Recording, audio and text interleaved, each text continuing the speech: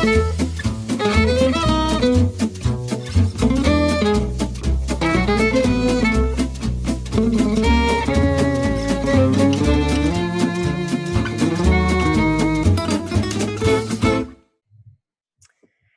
everybody, welcome to this episode of the French Kiss Life podcast. I am Tanya Lee, and I'm super excited for this series that I'm doing. I'm shaking things up a little bit because I want to introduce you to some of the amazing women of the French Kiss Life community.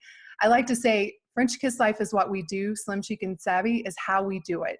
And today's guest is one of my favorite people, and I know she is going to inspire you a ton, as she has inspired me over the past, almost 5 years. She's been a part of Slim, Chic, and Savvy since 2014. So without further ado, I want to introduce you to Mrs. Martha Cole McGrew. Hello. Hi. There you are. Yeah.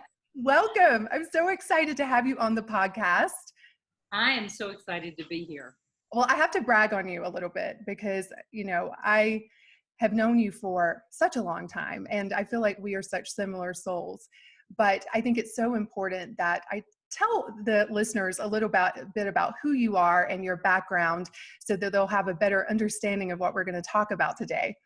So Martha loves books. She loves great conversation and travel to beautiful places, as well as learning about herself.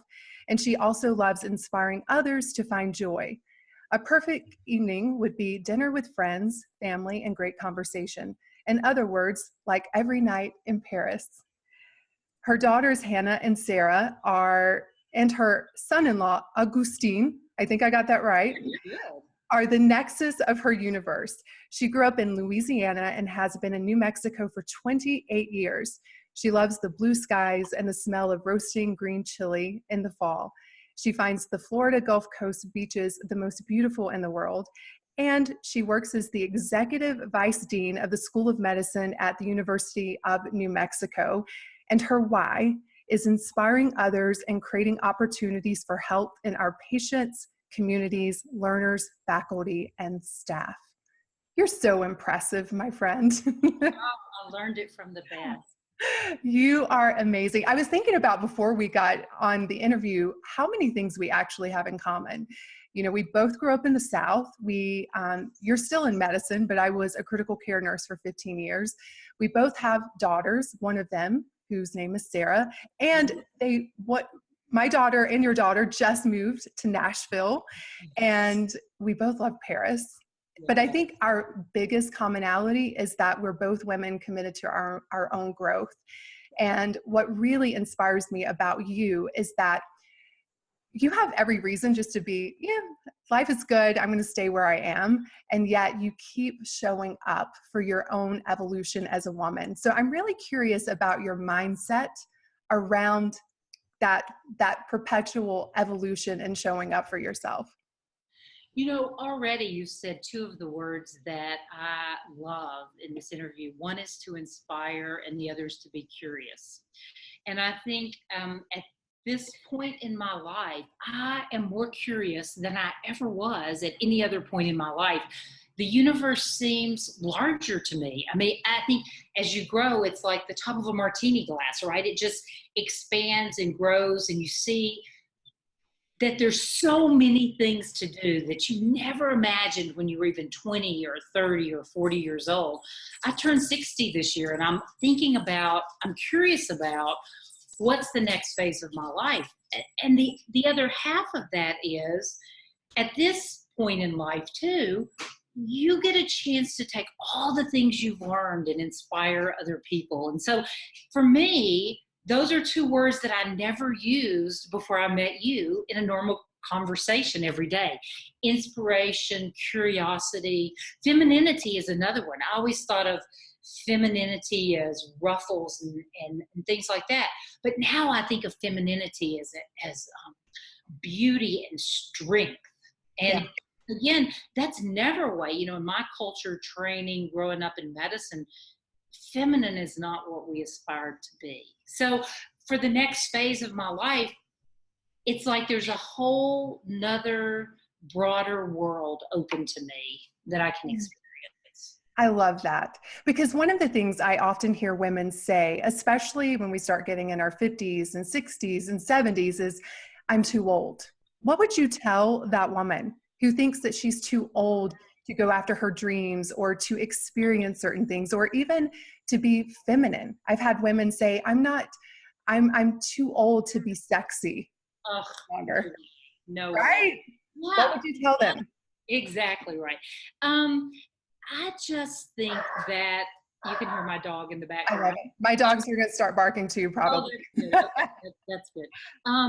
No, I think just the opposite. I think my mind is so expanded now that I see possibilities where I never saw possibilities before. I see within myself and with others, I see this beautiful wisdom and sexuality that is actually better than it was when I was 20 years old. I mean, it's really better than it was. So that's a fantastic part of it. No, I just think that now is probably the time. There's this great study where they asked people in their 90s what was their best decade, and they say their 70s. After a whole life, they say their 70s was the best decade, and I think it was. Why do you think that would be? I have my theory on that, but I'm curious to hear yours. I think a couple of things. I think one is you're wise. Mm-hmm. I think the world is open to every possibility.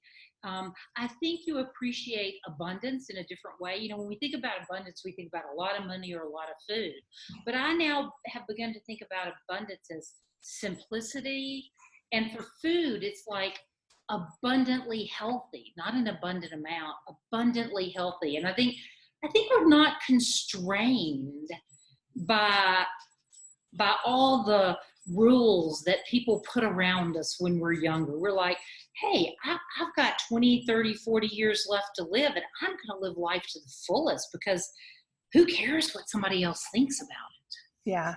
Yeah. Well, one of the things, and you can appreciate this being in the medical field, but as a critical care nurse, I worked with a lot of people at the end of their lives. Right. And the things that I noticed that most people regretted were some of the most simple things. The simple things of, as you said, great conversation, or really just appreciating the everyday, because we live in a society where it's go, go, go. Our happiness is always one step ahead. We're always focused on what we don't have, what is lacking. And that was the big regret of just not appreciating it all. And the other one was waiting until one day when. And then the day came where it was no longer a possibility because it was at the end of their life. So, yeah. And living in the here and the now.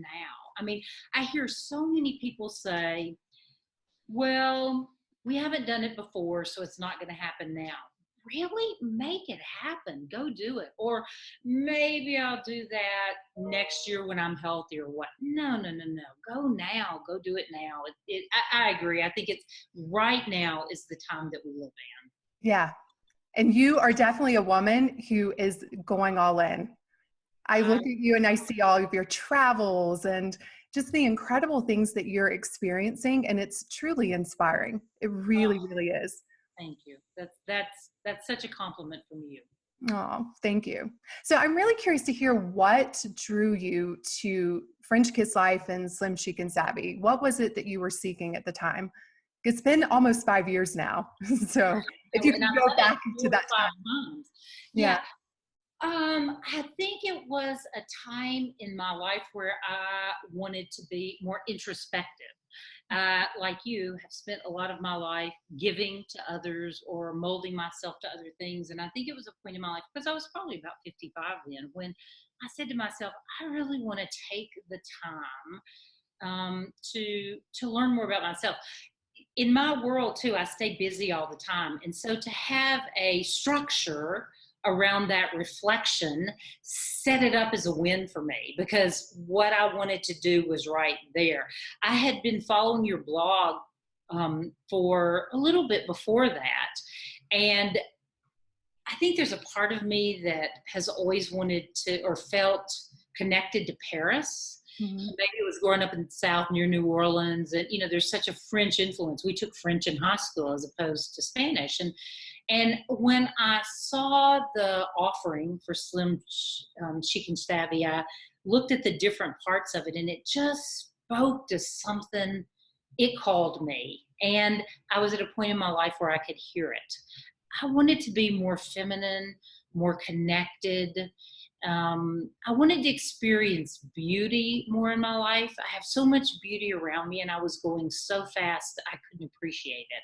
Yeah. And I wanted to feel that. I wanted to eat beautiful food, wear beautiful clothes, the clothes that weren't just, a whim or whatever, but I just wanted everything to be the best quality of my life it could be. Yeah. That's so beautiful. And one of the things I'm sure some of the women who are going to be listening to this can relate to, and I think you can speak to this, is working in a very masculine environment and equally at the same time having that craving to embrace your feminine. What has that journey been like for you? Because working in medicine, I know what that's like. And it's definitely something that a lot of women struggle with, whether it's, corporate America, whether it's the medical industry, whether it's, law, there tends to be these environments where it's more male dominated. And for us women who are feminine, it can be a challenge. So how have you navigated that? Well, I'll tell you a little story that's a little bit funny about that. When I went into a first sort of executive meeting where I worked, every male in the room had on khaki pants and a blue shirt. And I thought, oh my God. And I think I must have said it out loud. Do I have to wear that to do it? And then one of the men in the room was very quick to point out that every woman in the room had on black. Oh my gosh. And I thought, that's not what I want to be. I don't want to wear the woman uniform there. So I began to, and partly with Slim Chic and Savvy, is to wear my makeup every day, my lipstick. Now, I don't wear a lot of makeup, but I always put on lipstick every day. And in one of my, when I was an attending on the OB service, as a gift, at the end of the service, it was all women, and I bought them all a lipstick that I thought would look great on them. And we talked about the meaning of it that was deeper than adornment. It was about, I don't know, there was something about the red and just how you feel. I love wearing a little bit of color. I still wear a lot of black, but I love wearing color, and actually, I get all kinds of compliments about it. It's actually kind of shocking to me, but they're not inappropriate compliments. They're great compliments, and I get compliments. And this is totally you and Slim Chic and Savvy. Total compliments about the clothes I wear to work, because I don't dress in business suits or anything like that. They're always a little. They're a little formal, but with a touch of bohemian or something like that. Right. Patients love it. My colleagues love it. I feel really great about that transformation in myself, and only get positive comments. Yeah. What's been the hardest thing for you to let go of?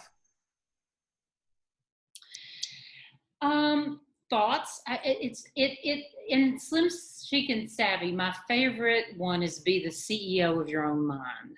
Mm-hmm. And I think we grow up telling ourselves so many stories that are not true. And particularly in medicine for women, the impostor syndrome. So I think the hardest thing to let go of are those old stories. But that may be also my biggest progress in it is you can change your thoughts, and your thoughts, what you think is what you become. You can change those thoughts. You can do that. And it's the lesson. I think it's the second one, because I know now it's the one that I look forward to every time that I do it.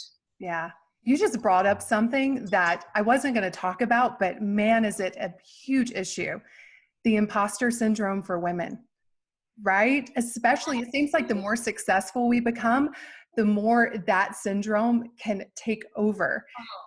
And so how have you dealt with your own thoughts about being an imposter?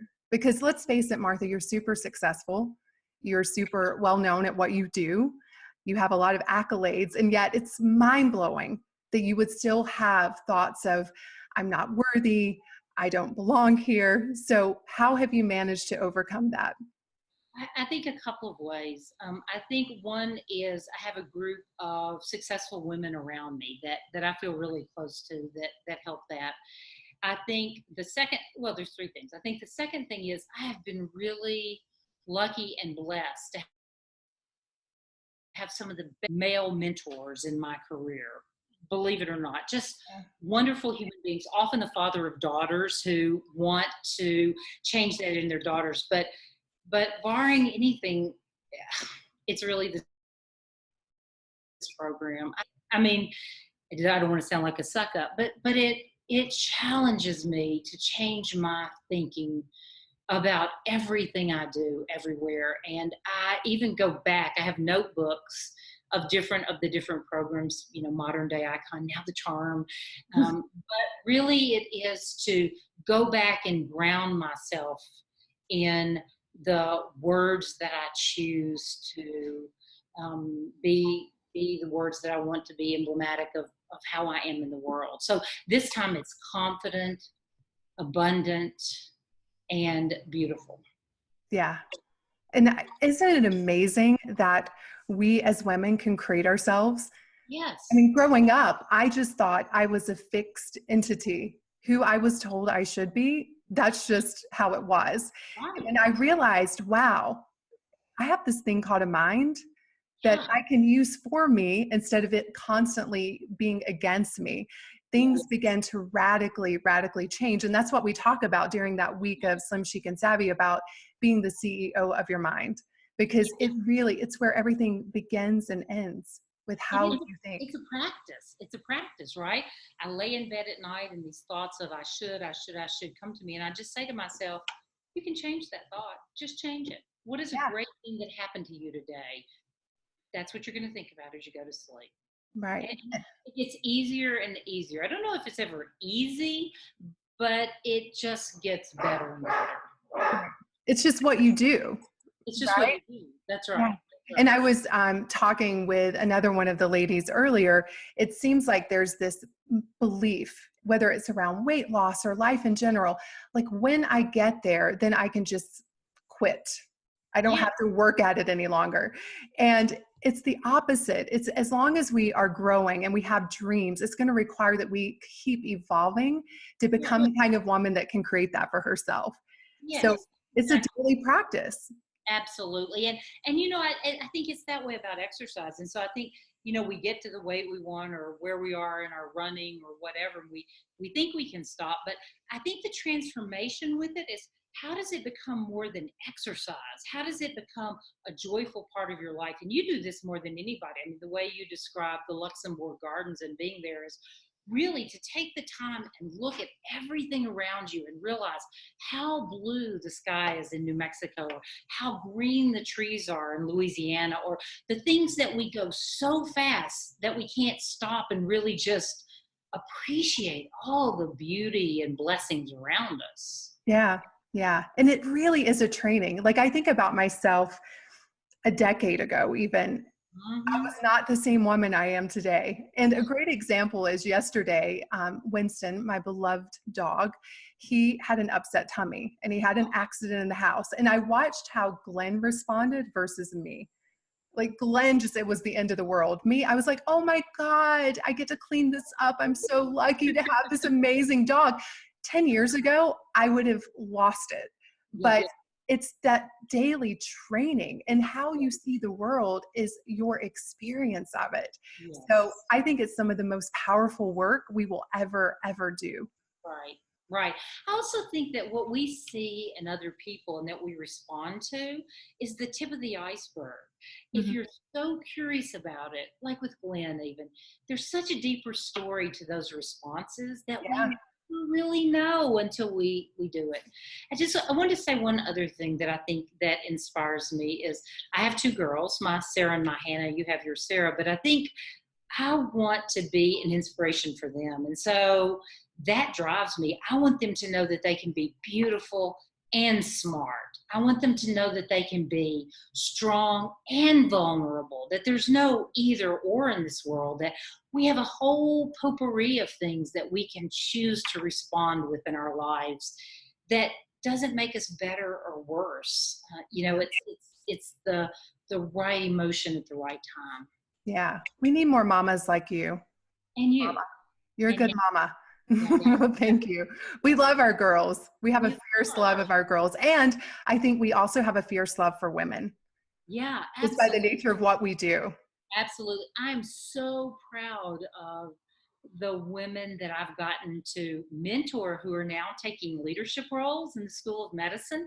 And it's like, oh my gosh, it's like I can't be more excited than them, but I feel so proud of them because they're owning what it took me a lot of years to learn. And I love to think that maybe we had a role in that, you through me and me with them.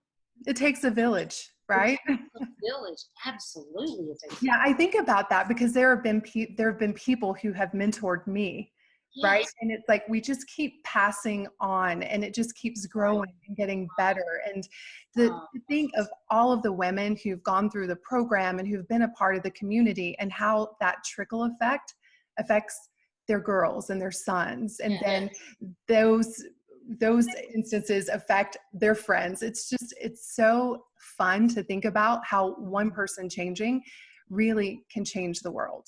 It you really know, does begin with us. the other thing I think about that made me think of is the concept of I do this for my girls because I love them.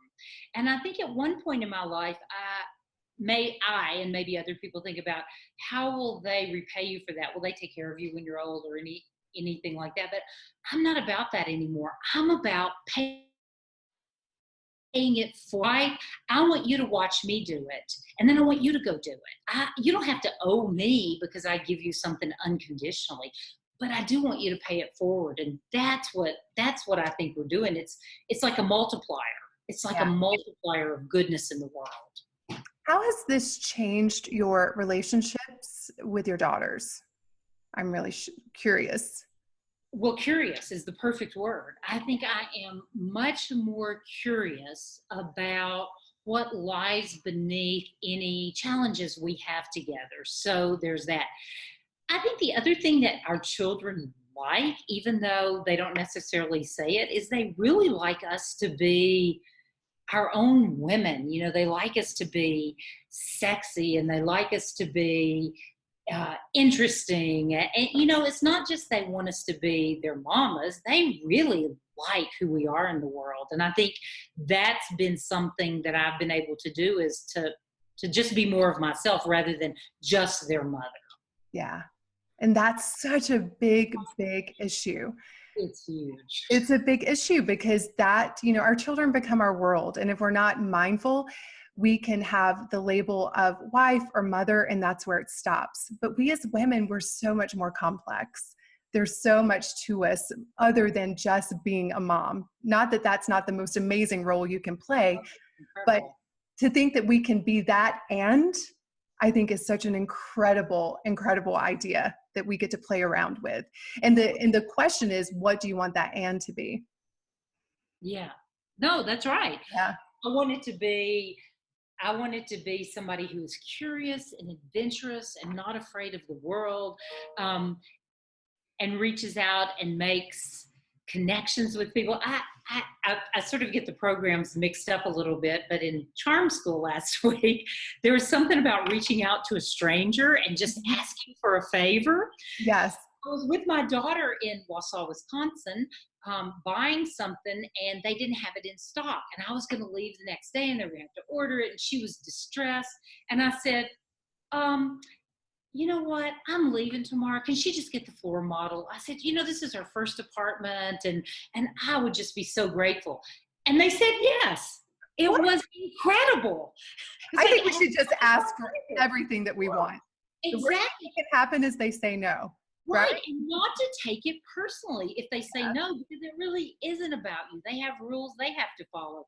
And then I chose a question to ask everybody I met there, stranger or not, what's the best pizza in town? And it was fascinating, the conversations that opened up. Yeah. Just that. What's your favorite pizza in town? To people Right? that met in line at Target. And people love to talk about pizza. It's a They love to great talk about conversation starter. anything they love. Absolutely. So, I'm going can be charming, slim, chic, and savvy. Right? And a modern day icon, And all a modern at day the same icon. time. Exactly.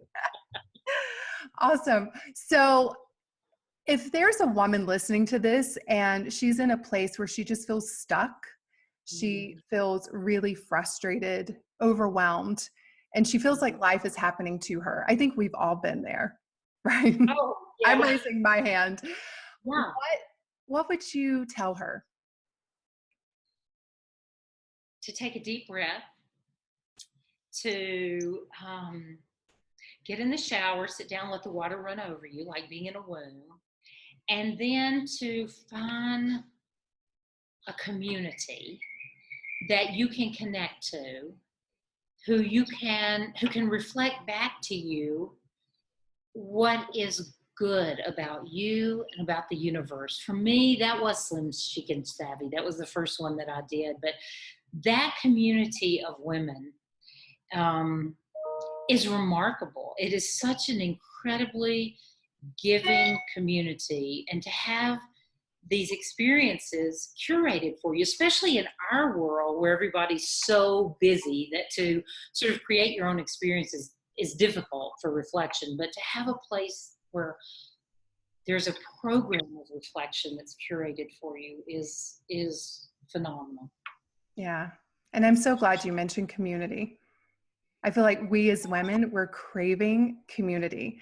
And we have this story in our minds, and rightfully so, that women can't be trusted and you better keep them far away. And I think what I love about Slim Chic and Savvy and that community is it's evidence that women are amazing. And when we support each other, we all grow and we all rise together. So thank you for mentioning that. Some of the acts of kindness bring me to tears. Yeah. Really, Yeah. they're so beautiful. And as far as community goes, a group of women I met in one of your programs and I are meeting in Denver the first weekend of December to see the Dior exhibit. I know, I heard through the grapevine. So it's our community. It's a real community. We have a text thing, and we don't text every day, but about every week, it's like a conversation of 50 bubbles, and it's mostly about supporting each other and building each other up. It's fantastic. I love it. I just got chills. I will tell you, I would not be where I am today if it were not for community.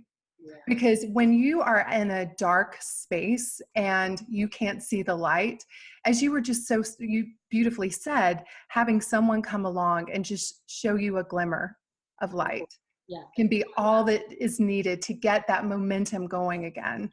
So ladies, find your community. That is there continuously. It's so fantastic. Yes. So to wrap this up, I'd love to hear from you.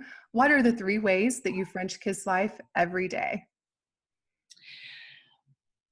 I get up and do some kind of reflection. I don't know what it is, but I sort of set my intention for the day, and and have coffee with it, the best coffee in the world. That's a French kiss in one.